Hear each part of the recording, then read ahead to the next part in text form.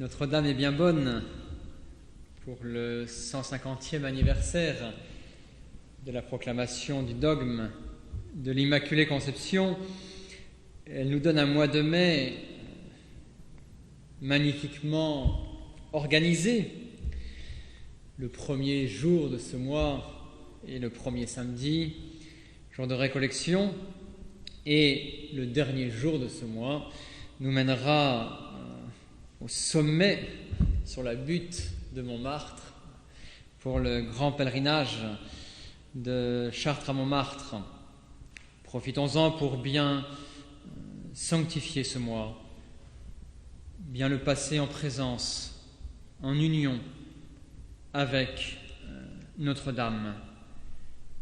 Et précisément, le thème que j'ai voulu prendre pour cette conférence, qui nous permettra d'expliciter toujours mieux qui est Notre-Dame du Mont-Carmel, le thème d'aujourd'hui, je pense, nous aidera à mieux comprendre quelle est la place que Notre-Dame attend de nous. Quelle participation elle veut nous voir accepter, participation à son œuvre. Jusque-là, nous avons principalement considéré ce titre de la Vierge du Mont-Carmel à travers la Sainte Écriture. Nous avons vu comment le texte sacré nous décrivait le Mont-Carmel comme un jardin luxuriant, protégé de toute atteinte des intempéries dévastatrices. Et donc l'Écriture elle-même utilisait l'image pour l'appliquer au royaume de la grâce.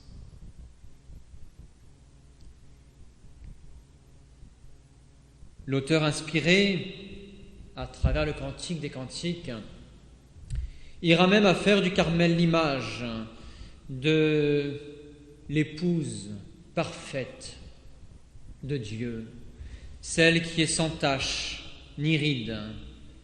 Et donc, c'est le cœur immaculé de Marie qui, dès l'Ancien Testament, apparaissait implicitement à travers ce titre du Carmel.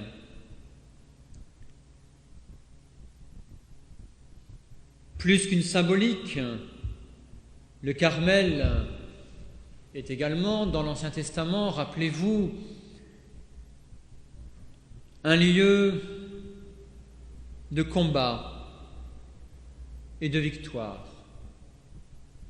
Le prophète Élie y avait convoqué, après 3 ans et demi de châtiment, les 450 prêtres des faux dieux,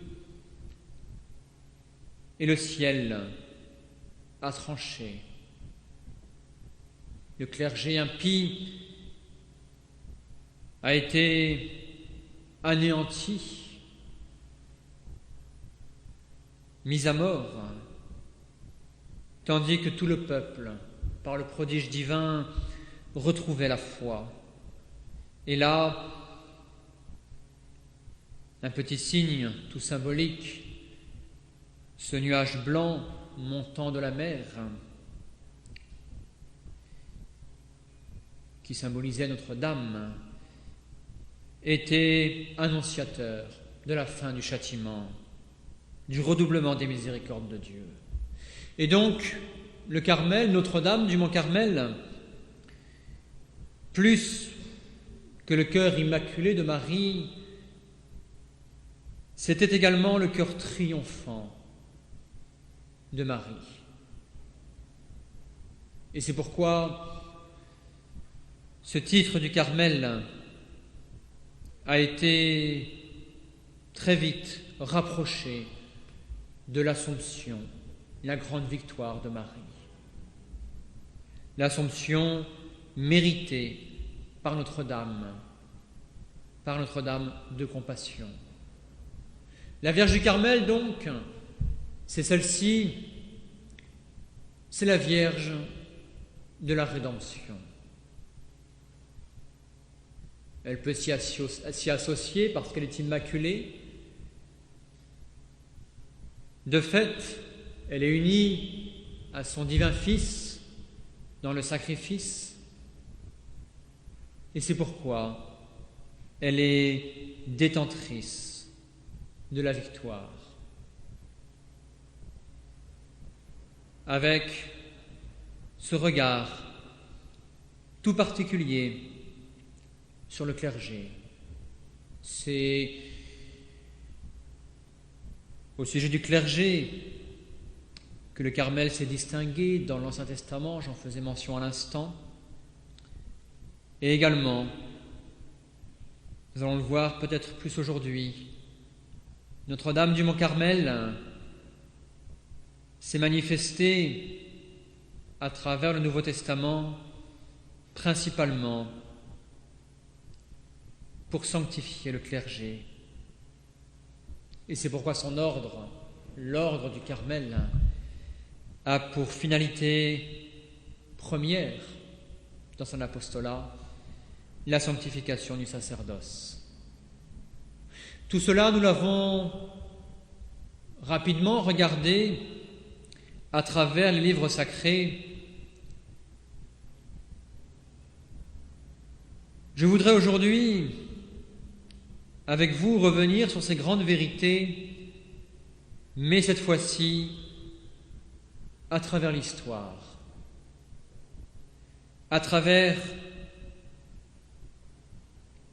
un siècle entier de notre pays, la France.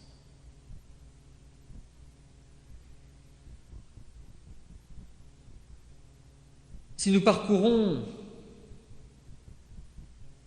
les grandes apparitions reconnues par l'Église qui ont eu lieu en France au XIXe siècle, il y a une unité qui se dégage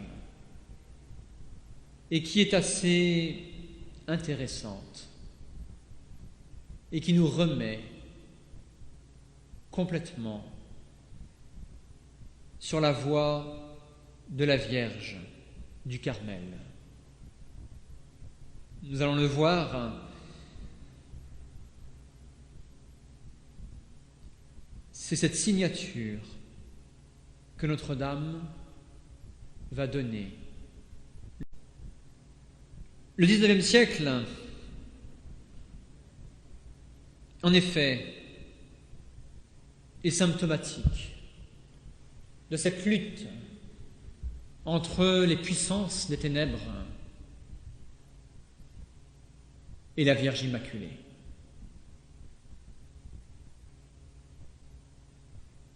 Il commencera par cette paix négociée entre Napoléon et Rome, qui n'a pas pour but de rétablir la religion catholique dans son état primitif, mais plutôt de chercher à se servir de l'Église afin d'établir la suprématie de Napoléon. L'ordre est renversé. La France ne se met plus au service de l'Église, elle se sert de l'Église. Napoléon l'a ouvertement écrit dans ses Mémoires de Sainte-Hélène. Je vous en cite 2 passages. Avec le catholicisme, j'arrivais plus sûrement à tous mes grands résultats. Au dehors, le catholicisme me conservait le pape. Et avec mon influence, mes forces en Italie, je ne désespérais pas, tôt ou tard, par un moyen ou par un autre, de finir à avoir à moi la direction de ce pape. Et dès lors, quelle influence, quel levier d'opinion sur le reste du monde. Et un peu plus loin, j'allais relever le pape outre mesure, l'entourer de pompe et d'hommages, J'en aurais fait une idole. Il fût demeuré près de moi. Paris fût devenu la capitale du monde chrétien et j'aurais dirigé le monde religieux ainsi que le monde politique. Cette France, dès les premiers jours du XIXe, nous apparaît comme renégate. Et c'est là que Notre-Dame va intervenir à travers ces apparitions bien connues de la rue du Bac, de la Salette, de Lourdes, de Pontmain, de Pellevoisin, pour s'opposer, pour proposer les remèdes de victoire à cette attaque des puissances des ténèbres. Je ne compte pas ici avec vous reprendre le détail de chacune de ces apparitions, vous les connaissez. Je voudrais simplement manifester le fil conducteur. 1830, la Vierge donc apparaît à Catherine Labouré, à la rue du Bac. De ces différentes apparitions, je n'en retiendrai que deux, celles qui d'ailleurs sont estimées les plus importantes. La première, le 19 juillet 1830. Réveillons nos souvenirs historiques. 19 juillet, nous sommes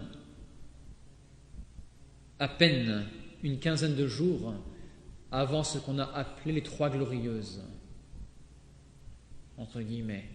Ces 3 jours de révolution qui ont détrôné Charles X en raison des lois trop chrétiennes qu'il venait de poser.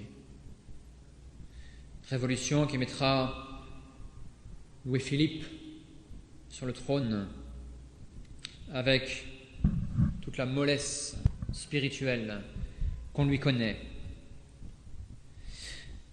C'est à la veille de ces événements que Notre-Dame apparaît à la rue du Bac. Elle y apparaît pour pleurer sur la France.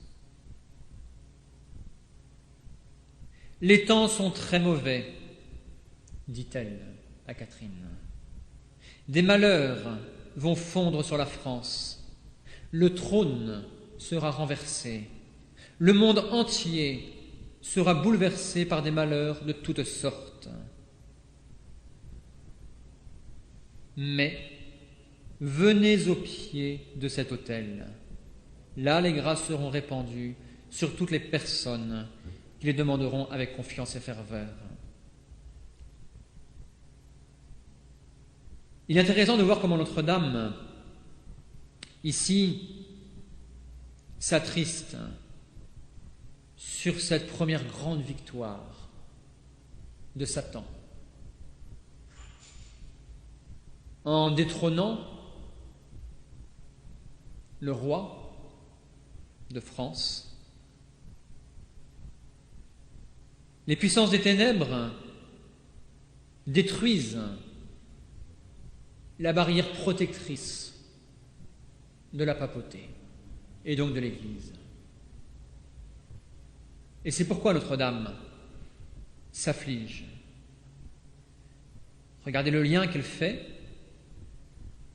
Des malheurs vont fondre sur la France, le trône sera renversé, et conséquence, le monde entier sera bouleversé par des malheurs de toutes sortes.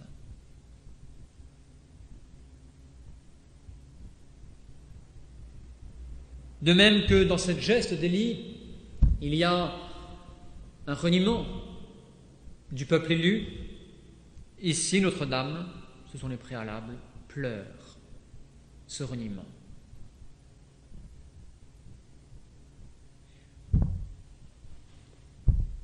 Un peu plus tard, le 27 novembre 1830, dans une autre apparition à Sainte-Catherine, Elle apportera le remède, cette fameuse médaille miraculeuse. On l'a appelée miraculeuse en raison de ses effets prodigieux et bénéfiques sur tous et chacun. Son titre originel était médaille de l'Immaculée Conception. Et là, je voudrais qu'ensemble, on reprenne cette médaille, qu'on la regarde ensemble, pour comprendre ce qu'elle signifie, à qui elle renvoie.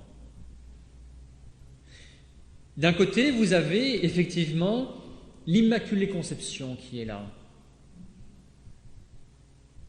Cette Vierge, ouvrant les bras, tenant à ses doigts des disonniers. À l'époque, le chapelet en 5 dizaines était très peu usité encore. On utilisait beaucoup les disonniers aux différents doigts.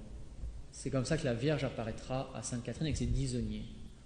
Et de ces disonniers, des rayons sortiront, symbole des grâces qui seront données.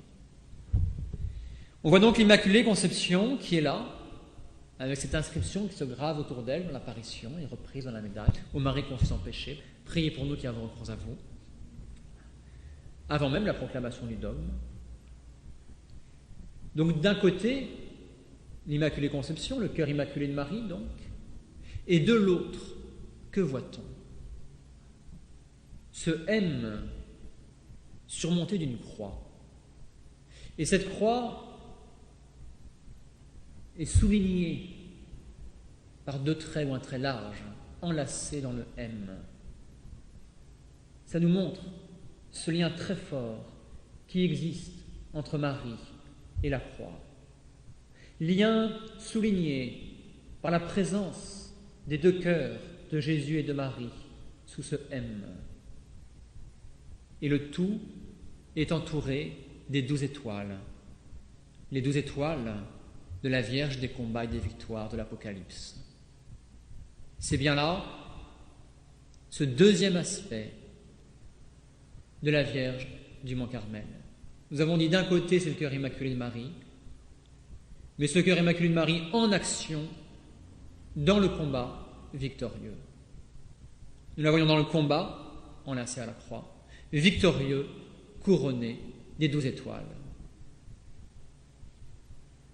C'est cette médaille que Notre-Dame nous donne pour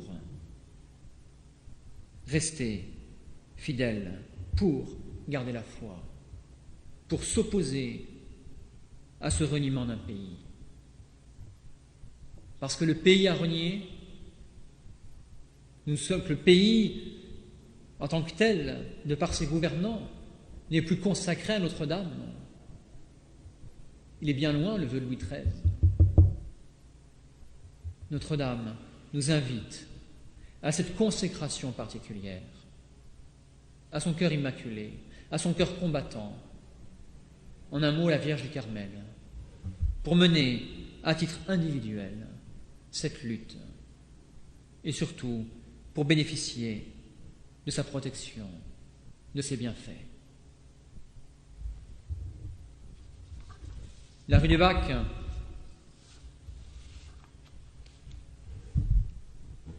je crois, c'est cela. J'ai envie de dire, à travers ces apparitions du XIXe, Notre-Dame plante le décor. Elle nous montre ce qui se passe d'un côté et de l'autre. Le reniement de notre pays, la présence de la Vierge Immaculée, de la Vierge des Victoires, en un mot, de la Vierge du Carmel.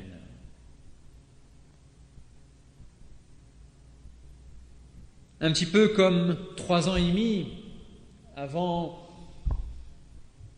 cette geste d'Élie sur le mont Carmel, le décor était planté. D'un côté, un peuple qui reniait son Dieu avec Akab et Jézabel, de l'autre, quelques rares prophètes et fidèles qui restaient sous le regard de Dieu. Le décor était planté. Vient alors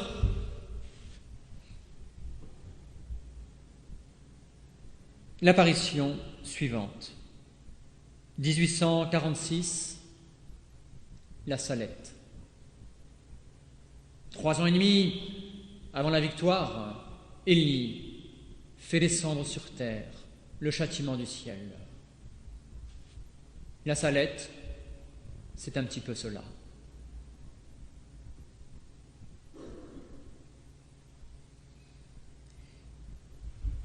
Il est intéressant de voir les préliminaires de cette apparition. Sans doute avez-vous entendu parler du saint homme de Tours, M. Dupont, qui a cherché à répandre tout un mouvement de dévotion pour réparer les blasphèmes faits envers la présence réelle, envers la sanctification du dimanche et envers la très Sainte Vierge Marie. M. Dupont qui, 1840, à sa suite, il y aura une petite sœur tourière du Carmel de Tours, toujours, sœur Saint-Pierre, qui également sera favorisée d'une intimité toute spéciale avec le Sacré-Cœur. En 1943, notre Seigneur apparaît donc à sœur Saint-Pierre pour se plaindre. La terre est couverte de crimes. L'infraction des 3 premiers commandements de Dieu a irrité mon Père. Le saint nom de Dieu est blasphémé et le saint jour du dimanche profané. Tout cela met le comble à la mesure d'iniquité. Et de réclamer à ce qu'il y ait des âmes réparatrices devant tous ces blasphèmes. Cette pauvre petite sœur et même M. Dupont ne seront pas vraiment entendus, d'où une plainte de la sœur Saint-Pierre, écrite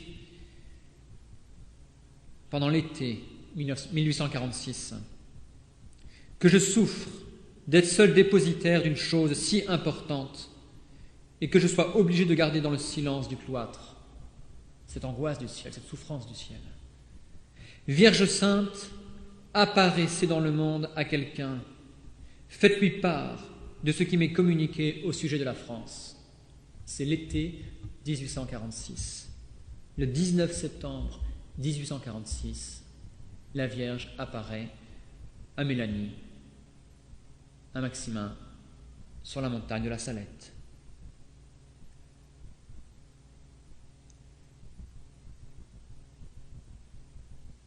L'essentiel du message de la Salette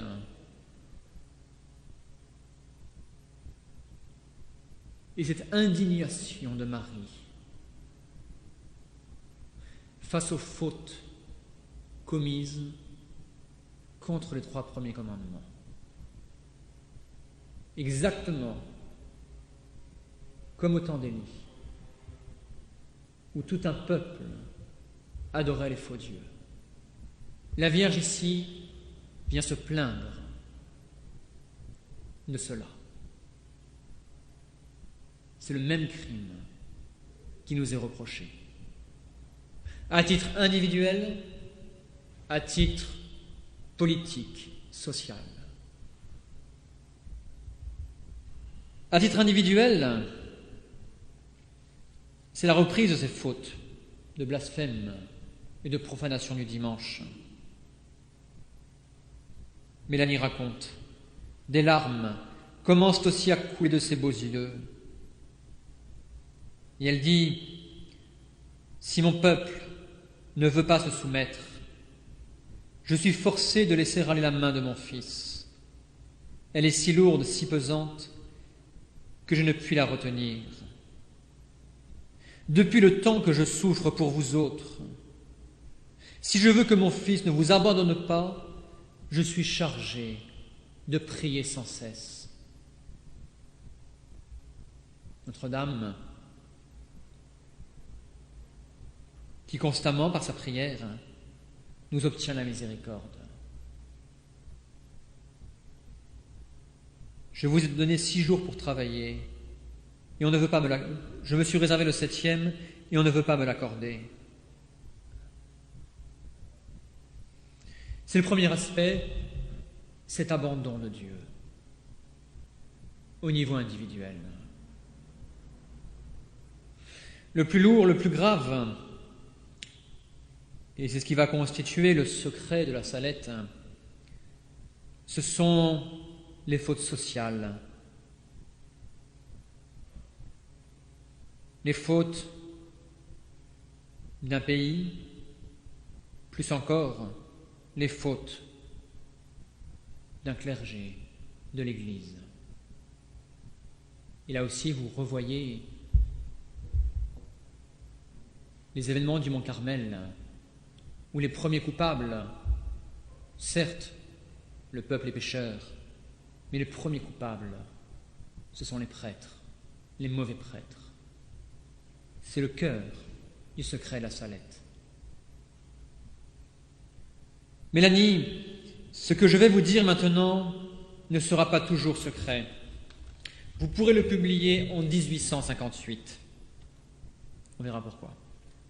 Les prêtres, tout de suite, les prêtres.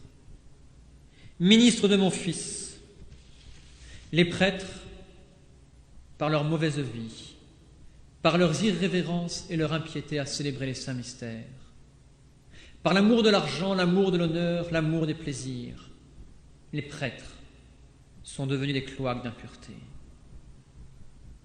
Malheur aux prêtres et aux personnes consacrées à Dieu qui, par leur infidélité et leur mauvaise vie, crucifient à nouveau mon Fils. Les péchés des personnes consacrées à Dieu crient vers le ciel et appellent la vengeance. Et la vengeance est déjà à leur porte.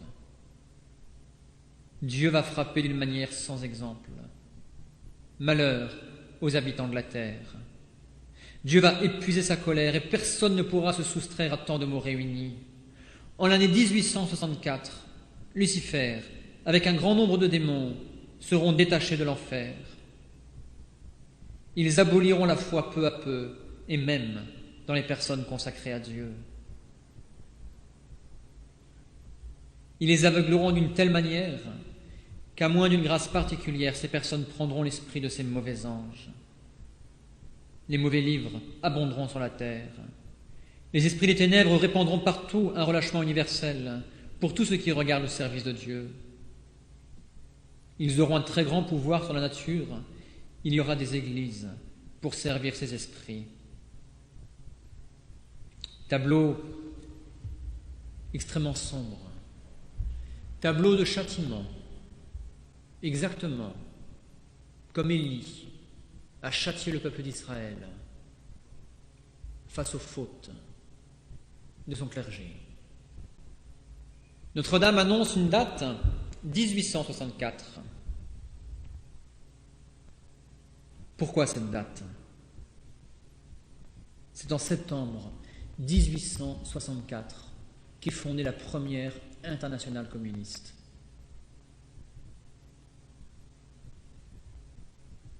Lucifer, avec un grand nombre de démons, seront détachés de l'enfer. Ils aboliront la foi peu à peu. Et même dans les personnes consacrées à Dieu. Pense à toute cette théologie de la libération et que sais-je. Elle a réclamé à ce que ce secret soit public en 1858. Pourquoi? 1858, d'une part, c'est l'attentat d'Orsini contre Napoléon III. Je vous rappelle un peu les événements. Napoléon III, qui avait signé un pacte avec la secte maçonnique des Carbonari pour laisser aux révolutionnaires italiens le pouvoir de s'emparer des États pontificaux et de Rome. Napoléon tergiverse. Pressé par les catholiques de France, il prend parti la défense du pape. Il y a ce fameux attentat en répression. Et en conséquence de cet attentat, Napoléon passe à l'action contre les armées pontificales. Et c'est là que la Vierge veut qu'on apprenne ces châtiments qui vont nous arriver à cause de ces fautes. 58, c'est également la date à laquelle Karl Marx écrit le Capital. tous ces châtiments qui sont là. Et le Carmel, effectivement, rappelez-vous, ces événements, est en premier lieu, d'un point de vue chronologique, un châtiment. C'est la Salette, cela.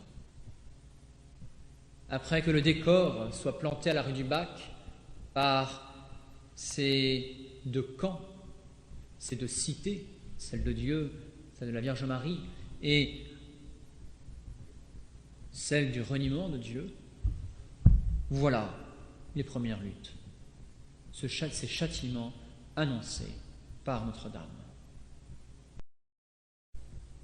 1858, c'est également, et heureusement, l'apparition à Lourdes. Notre-Dame, d'une part, nous montre ces châtiments, les annonce. D'autre part, à nouveau, elle nous donne le remède. Et ce remède nous est annoncé à Lourdes. Je suis l'Immaculée Conception.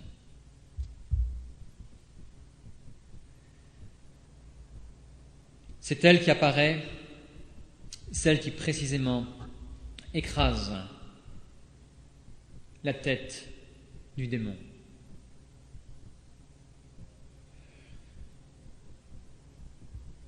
Les parties du message que je voudrais retenir ici toucheront surtout les apparitions des 21 et 24 février.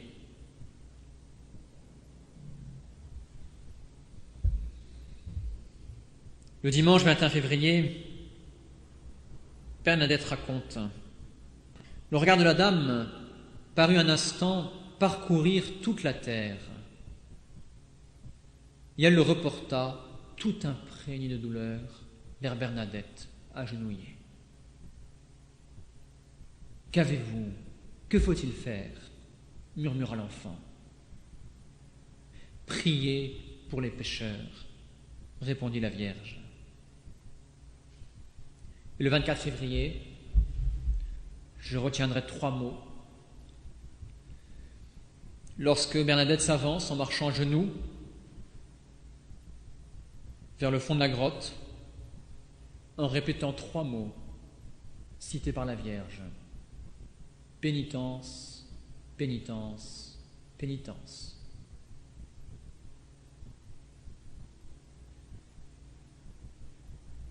Quel est ici le message de Notre-Dame du Mont Carmel? Vous savez que ces apparitions vont se clore le 16 juillet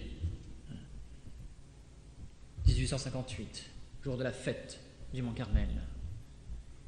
Quel est le message de Notre-Dame du Mont Carmel? Il est très simple. La victoire sur le mal, elle peut l'avoir sans aucun problème. Et pour preuve, ces innombrables guérisons physiques, où elle manifeste sa puissance sur le mal. Vous savez que le Christ a prouvé aux hommes son pouvoir de remettre les péchés en réalisant les guérisons miraculeuses. Et bien de même ici, Marie, à travers ces innombrables guérisons physiques, elle nous montre son pouvoir sur les puissances du mal. Elle reste la Vierge des combats, la Vierge opposée à Satan.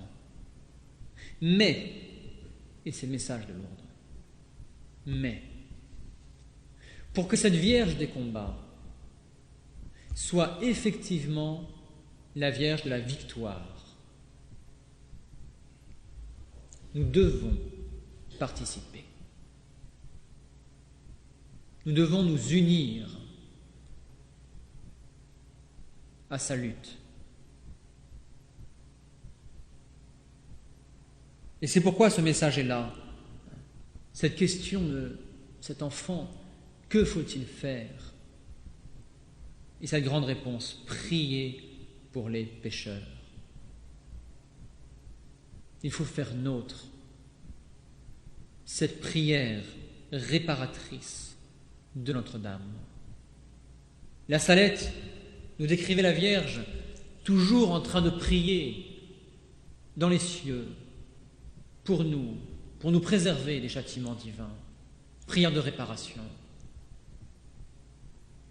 Eh bien, la terre, chacun d'entre nous, devons nous unir à cette prière de Marie. D'où cette insistance de la Vierge sur la pénitence, sur le chapelet. C'est le cœur du message de Lourdes. Il est très beau de voir comment elle se manifeste, Immaculée Conception, mais tout à la fin seulement, Vierge du Carmel, Vierge des Victoires. Entre les deux, ce qu'il manque, c'est nous, notre participation. Prier pour les pécheurs, pénitence, pénitence, pénitence.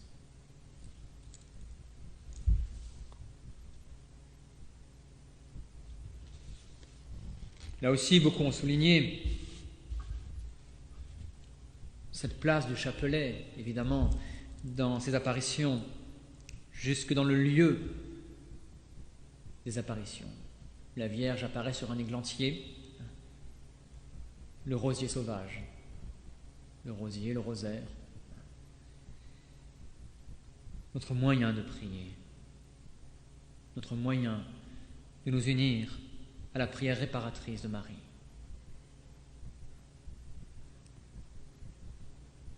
Sur le mont Carmel, du temps d'Élie, il y a eu l'annonce du châtiment. Il y a eu cette fidélité, cette union d'Élie avec le ciel. Et enfin, il y a eu la victoire. Également, ici, après l'annonce du châtiment de la Salette, après notre fidélité, notre union réclamée à Lourdes, Notre-Dame va nous montrer notre victoire partielle, locale, mais réelle. Ce sera Pontmain, en 1871.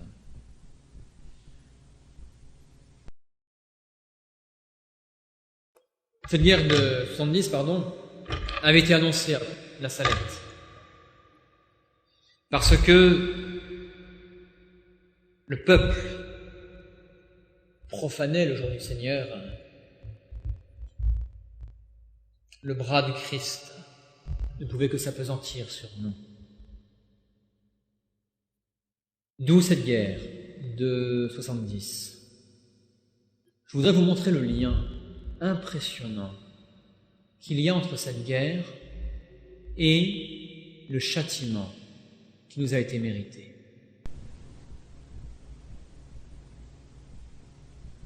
Toutes les défaites des armées françaises ont toutes eu lieu un dimanche.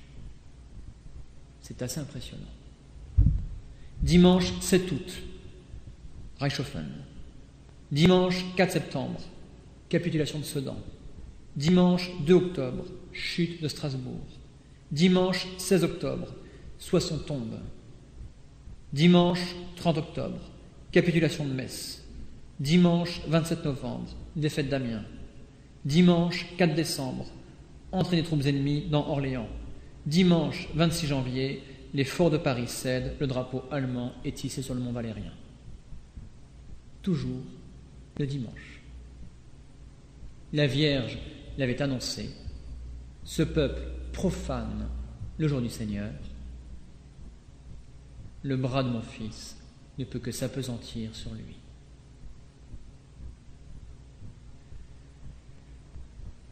L'empereur Guillaume, lui-même, chef des armées ennemies, écrira « Je m'incline devant Dieu, qui seul nous a élus, moi, mon armée, mes alliés, pour exécuter ce qui vient d'être fait.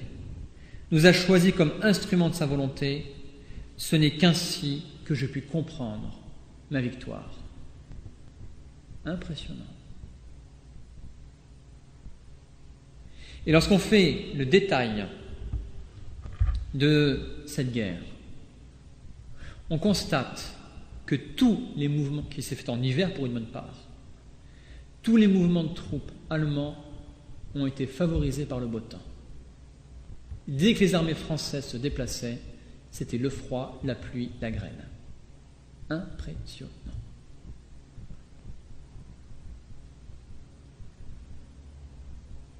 C'est ce cadre qui servira aux apparitions de Pontmain,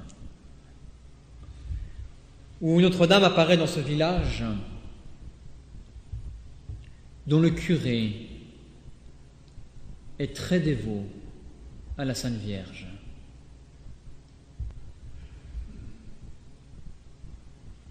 Cette apparition de Pontmain vient marquer l'arrêt de l'invasion allemande vers la Bretagne. Celle-ci sera protégée des châtiments. Pourquoi ? Parce que son peuple, et notamment Pontmain, prie Notre-Dame. Vous savez que la Vierge apparaîtra le soir du 17 janvier à Pontmain. Elle y apparaîtra en ne parlant pas. Seule une inscription apparaîtra sous elle. Mais priez donc, mes enfants, Dieu vous exaucera en peu de temps. Cette prière de Lourdes, mais à laquelle est ajoutée l'annonce de la victoire. Dieu vous exaucera en peu de temps. Et tout le monde a prié. C'est une des rares apparitions où le curé a accepté de venir prier la Vierge, où il a cru. Toutes les apparitions, le clergé s'est opposé, par prudence sans doute, mais s'est opposé aux apparitions. Là, c'est le village, curé en tête, qui prie la Vierge Marie. Une prière publique, sociale. Et pendant que la Vierge fait prier comme cela, une autre inscription apparaît lentement. Mon fils se laisse toucher. L'apparition disparaît. Plus d'une heure après, à peine a-t-elle disparu que le général prussien qui entoure Laval, laquelle ville allait tomber comme un fruit le lendemain, reçoit un ordre de son général en chef, ordre incompréhensible de faire demi-tour. La Bretagne est préservée. Notre-Dame, par là, nous montre ce que peut être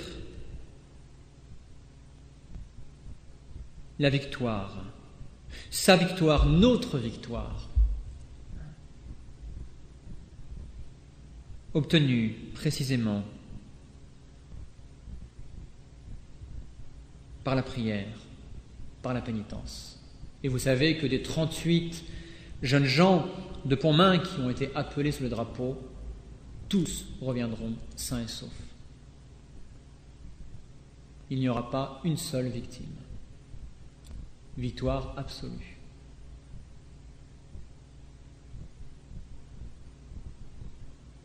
Vous voyez comment ces apparitions ont une suite logique.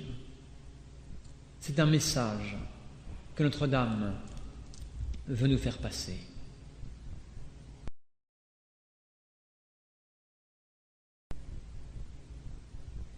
Viendra cette dernière apparition, celle de Pellevoisin, qui résume tout le reste, qui sert un petit peu de conclusion, si je peux dire.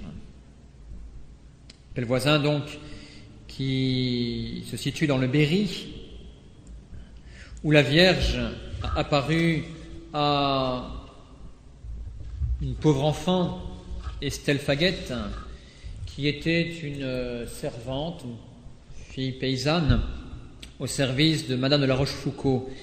Et cette pauvre fille était atteinte d'une péritonite chronique qui devint même tuberculeuse. Et elle était tout simplement condamnée à mort. C'est à cette mourante que la Vierge va apparaître. Et là, dans cette apparition, tout est symbolique. Cette pauvre fille symbolise, et la Vierge laissera clairement entendre, cette pauvre fille symbolise l'état de la France. Malade, exténuée, en train de dépérir.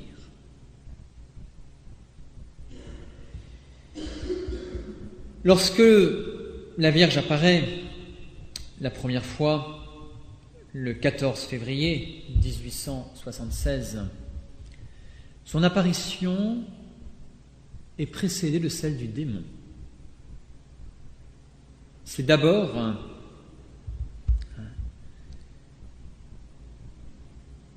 le démon qui apparaît, grimaçant, horrible à voir, cherchant à m'effrayer, raconte la petite Estelle. Mais à peine celui-ci s'est-il montré qu'Estelle voit la Vierge au pied de son lit. Vous voyez un mourant, et de chaque côté, les puissances des ténèbres, Notre-Dame, qui à Pellevoisin apparaîtra toujours avec un scapulaire sur elle. Notre-Dame du Mont-Carmel.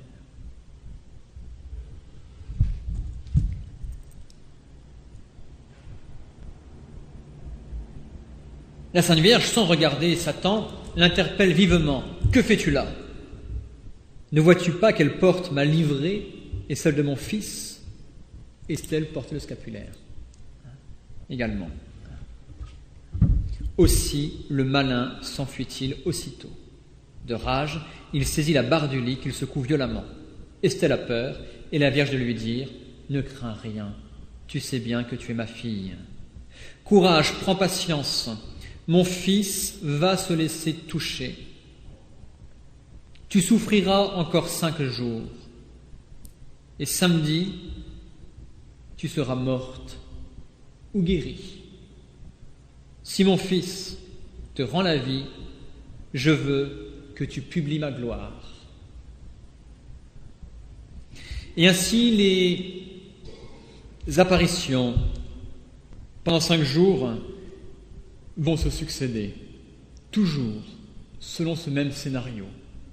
Cette lutte entre le démon et la Vierge qui éloigne le démon. Et l'annonce de Marie. Cette fois-ci, mon fils s'est laissé attendrir. Il te laisse la vie, tu seras guéri samedi.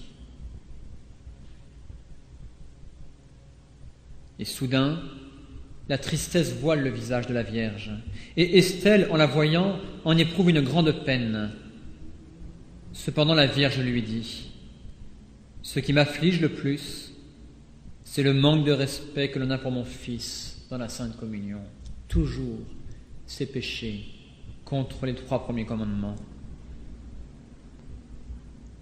L'attitude de prière que l'on prend quand l'esprit est occupé d'autre chose. Je dis ceci pour les personnes qui prétendent être pieuses. Faute contre les premiers commandements et principalement faute des âmes consacrées.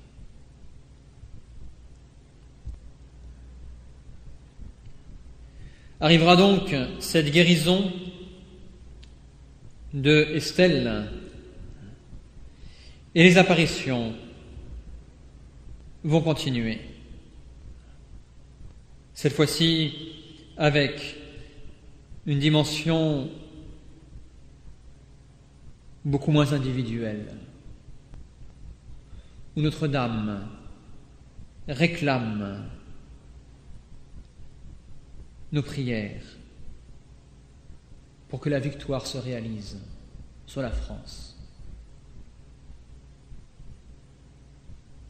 Depuis longtemps, les trésors de mon Fils sont ouverts, mais qu'il prie, qu'il prie.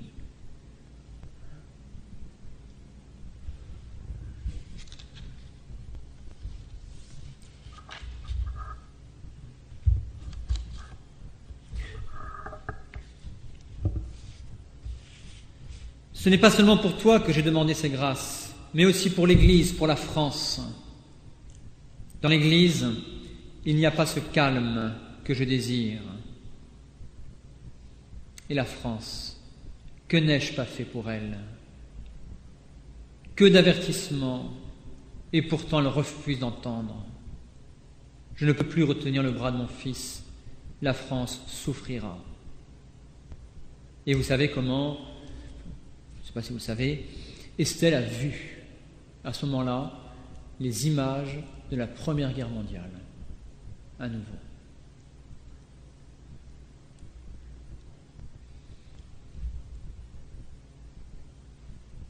Ce qui est impressionnant ici, et ce qui nous rattache complètement à la Vierge du Carmel, c'est une Vierge qui porte le scapulaire, qui le fera baiser d'ailleurs à Estelle, c'est cette victoire sur une enfant, cette guérison radicale, et en même temps cette victoire proposée à la France, mais une victoire refusée par la France.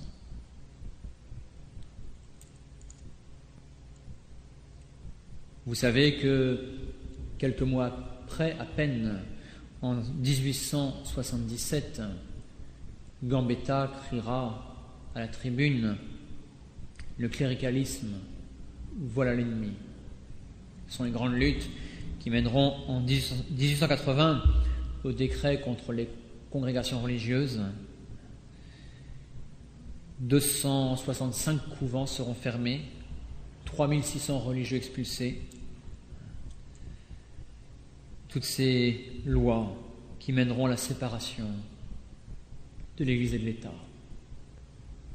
Ce refus de la France.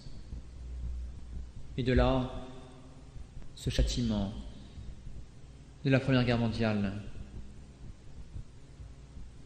Nous voyons très bien, je pense, à travers ce siècle d'histoire,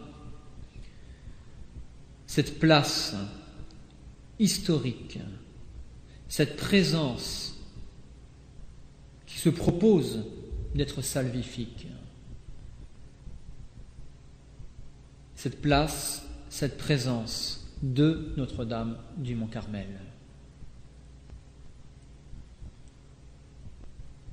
La France, ayant renié,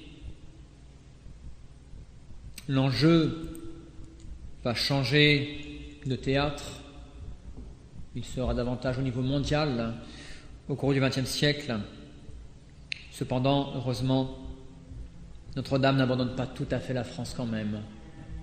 Et juste pour mention, cette apparition, reconnue tout récemment, il y a 3 ans je crois, 3-4 ans, par l'évêque de Sézanne, cette apparition de l'île Bouchard en 1947, où,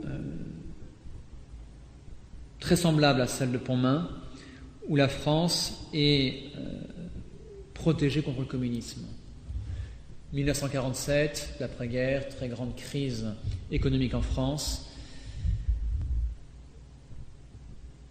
Un seul signe, les rations de pain pendant la guerre au plus bas était de 250 grammes de pain par personne et par jour. En 1947, on est à 200 grammes de pain par personne et par jour. Encore pire que pendant la guerre. 1947, c'est également le grand début de la guerre froide et la reprise en main de tous les partis communistes européens par l'URSS. Avec donc, à partir du 2 octobre, en France, ce début des grandes grèves, plus de 3 millions de grévistes en France à ce moment-là, le pays entièrement paralysé, et on en arrive à la guerre civile. Le président, je ne sais plus son nom de l'époque, je ne sais plus qui c'était, réclame le plan de défense de toutes les grandes villes, mobilise 80 000 réservistes, dissout 11 compagnies de CRS parce que plus ou moins entre les mains des communistes, et les combats doivent commencer le 10 décembre. Le plan est donné, ça va commencer par Saint-Étienne, où la manufacture d'armes est prise par les communistes. L'armée française donc, se poste devant, est prête à attaquer le 10 décembre. Le 8 décembre, Immaculée Conception. Notre-Dame apparaît à l'île Bouchard, dans l'église paroissiale, à l'autel de la Vierge, où la statue est celle de Notre-Dame des Victoires, Immaculée Conception, Victoire. La Vierge y apparaît pour faire prier des enfants le premier jour, qui chantent un jour Salut Marie, et de là, progressivement, en quelques jours, en 4 jours, tout un peuple, plus de 4000 personnes, clergé en tête, là aussi, après des réticences. Et du coup, le 9 décembre au soir, fruit de cette prière, de cette protection mariale, le 9 décembre au soir, contre toute attente, la CGT demande l'arrêt immédiat de la grève et la reprise du travail. Les armées se retirent, la guerre civile est évitée.